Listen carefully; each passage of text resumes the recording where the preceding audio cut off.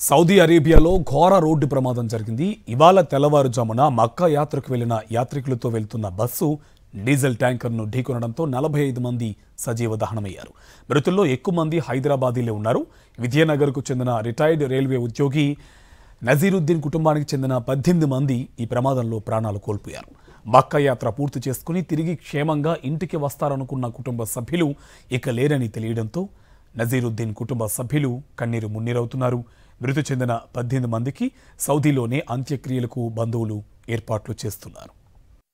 18 आदमी के हमारे बहने होना बहने तैरे बहन बहने एक बेटा 2 बहवा और तीन बेटियां।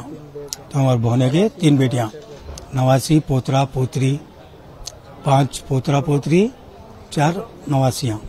उसमें जेंट्स तो 1 2 3 या 4 बच्चे हैं। 3 साल के बच्चे से चालू है। लेडीज वो तो 2 3 5 6 या 7 जने कुछ है। बच्चे 9 है। वो खुद भी अभी तो हमारे बड़े भाई को मालूम है। उन्होंने जो बात करे, अब उन्होंने जा रहे उमरा और मदीना जा रहे, अब हुकूमत से जा रहे हैं बस। वहाँ भी जा रहे, अब जा रहे, पासपोर्ट ले लिया, अब निकलने वाले हैं। वहाँ जाके नहीं तकसीम वहाँ तो लाने का स्टार्ट नहीं है बोल रहे पूरी बस जल गई बोल रहे। डिटेल्स नहीं मालूम, उतना मालूम है बस।